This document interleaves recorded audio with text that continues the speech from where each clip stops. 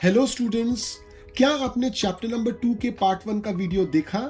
अगर आपने नहीं देखा है तो इमीडिएटली देख लीजिए, क्योंकि आज के सेशन में हम जिस चीज की बात करेंगे उसका लिंक पार्ट 1 के वीडियो से भी है। तो आज हम बात करेंगे शेप्स के बारे में। जब एंगल्स यूज होते हैं तो तरह तरह के शेप्स बनते हैं, या फिर यूं कहें किसी भी शेप को अगर हम प्रॉपर्ली एक्सप्लेन करना चाहते हैं तो उसके एंगल के जरिए एक्सप्लेन कर सकते हैं। Now, do you remember the story of Rohini and Mohini which we did in part 1? Yes. Before using the concept of angles, Rohini और मोहिनी दोनों ने ही क्लोज फिगर बनाया था, मगर मोहिनी एग्जैक्ट रोहिणी का फिगर नहीं बना पा रही थी।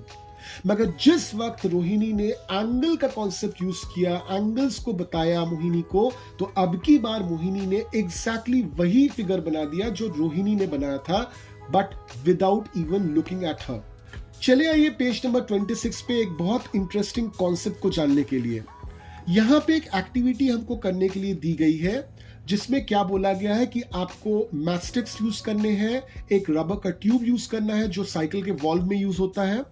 मैस्टिक का जो सामने वाला पोर्शन है जहां पे फास्फोरस लगा होता है, जिसको हम स्ट्राइक करते हैं, वहां से वो फास्फोरस हटा दीजिए और एक छोटा सा ट्यूब काटिए अराउंड 1 सेंटीमीटर लॉन्ग। 2 मैस्टिक लीजिए, उस ट्यूब में दोनों को फंसाइए ताकि वो एक साथ जुड़ जाए।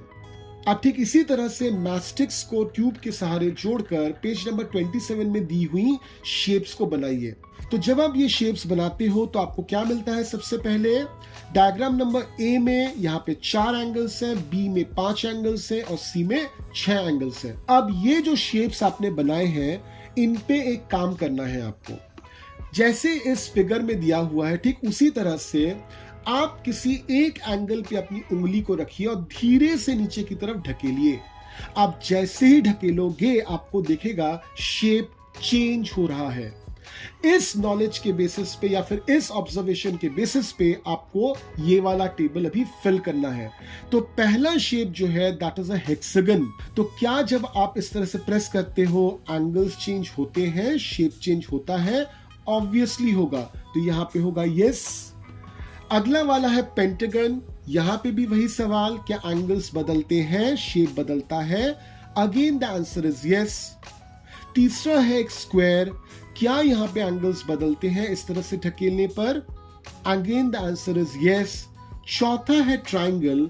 ट्रायंगल को जब आप इस तरह से प्रेस करोगे, आप देखोगे इसका एंगल बदल ही नहीं रहा।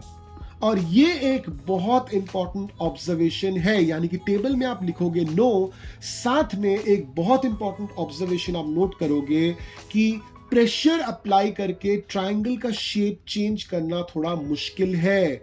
इसलिए आप चले आइए पेज नंबर 28 पे, जो बोला गया है जितने भी स्ट्रक्चर्स बनते हैं ना, चाहे वो एक बिल्डिंग के स्ट्रक्चर्स हो या फिर एक बड़ा सा कोई टावर है उसका स्ट्रक्चर हो, वहां पे इस तरह का ट्रायंगुलर शेप यूज होता है। क्यों? क्योंकि ट्रायंगल ज्यादा प्रेशर बियर कर सकता है। प्रेशर पड़ने पर ट्रायंगल मुड़ता नहीं है। अब एंगल्स हमने हर जगह देखी हुई हैं, सबसे कॉमनली तो आपने अपनी घड़ी में देखी होगी। तो क्लॉक में ये एंगल दिखना बहुत ही स्वाभाविक है। क्लॉक का ये एंगल मिनट्स और आवर्स हैंड्स के बीच में बनता है। चले आइए पेज नंबर 29 पर। यहां पे आपको एंगल आइडेंटिफाई करना है, at the same time time भी बताना है। तो सबसे पहले है 7:25 बजे हैं और ये किस तरह का एंगल है? It is less than a right angle. अगला है 8:15 बजा है और यहां पे एंगल क्या है? It is more than right angle. अगले वाले में 9:10 बजे हैं, अगेन यहां पे it is more than a right angle. चौथे वाले में 9:25 बजा है, again it is more than a right angle.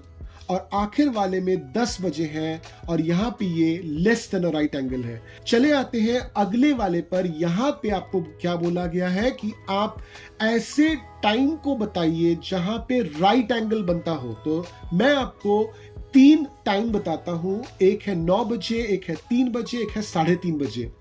In time को अगर इस क्लॉक पे आप दिखाओगे तो आपको दिखेगा एग्जैक्टली यहाँ पे आवर और मिनट के हैंड के बीच में राइट एंगल ही बन रहा है।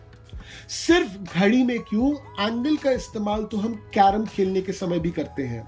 कैरम खेलने के समय जब हम स्ट्राइक मारते हैं तो कभी कभार क्या होता है कि हमारी जिस पॉन को या जिस गोटी को हमको स्ट्राइक मारनी है वो थोड़ी सी किनारे पे है, तो हमको एंगल पे स्ट्राइक मारना पड़ता है। ये जो एंगल है, इस एंगल को बहुत बारीकी से हमको देखना भी पड़ता है, जैसे इस डायग्राम में पेज नंबर 30 पे दिया हुआ है। अब एंगल का जो मेजरमेंट है ना, वो किया जाता है एक यूनिट पे, और उस यूनिट का नाम है degree. Come to page number 33। इस पेज नंबर 33 में हम देख रहे हैं कि एक लड़का रहमत वो योगा कर रहा है, और जब भी ये योगा कर रहा है तो वहां पे एंगल्स बना रहा है। तो आप ध्यान से देखिए इस एंगल को। यहां पे आपको खोज निकालना है कि कौन सा राइट एंगल है, कौन सा लेस देन राइट एंगल है और कौन सा मोर देन राइट एंगल है। हमारा जो ज्योमेट्री बॉक्स है, जैसे हमने बताया था, उसमें डिवाइडर रहता है, तो हमारे ज्योमेट्री बॉक्स में और एक चीज भी रहता है जिसको हम डी बोलते हैं या फिर जिसको हम प्रोट्रैक्टर बोलते हैं। तो प्रोट्रैक्टर जो होता है उसको यूज किया जाता है एंगल मेजर करने के लिए। तो इस प्रोट्रैक्टर को अगर आप बहुत ध्यान से देखिएगा तो आपको मिलेगा जो राइट एंगल है उसकी मेजरमेंट होती है 90 डिग्री। तो अगर मैं आपसे पूछूं व्हाट इज 1/2 ऑफ 90 डिग्री, आप क्या बोलोगे? Obviously it is 45। अगर मैं आपको पूछूं 1/3 ऑफ 90 डिग्री, आप मुझे क्या बोलोगे? Obviously 30 degree. अगर मैं आपसे पूछूं 2 टाइम्स ऑफ 90, तो आप मुझे क्या बोलोगे? 180। अब देखिए तो आपके प्रोटेक्टर में अगर 180 डिग्री एंगल बनता है तो क्या होता है? यस, 180 डिग्री एंगल होता है एक स्ट्रेट लाइन का। अब page number 31 as well as page number 32 में 2 एक्टिविटीज दी हुई हैं। इन एक्टिविटीज को खुद कीजिए और भी ज्यादा क्लियर हो जाएगा आपको एंगल और शेप्स का कॉन्सेप्ट। तो आज हमने पढ़ा अबाउट शेप्स।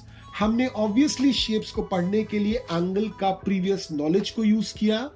इस पूरे चैप्टर में अगर आपको कहीं पे भी कोई डाउट है तो आप मुझे व्हाट्सएप कीजिए, मेल कीजिए। मेरा WhatsApp number as well as मेरी मेल आईडी डिस्क्रिप्शन में दी हुई है।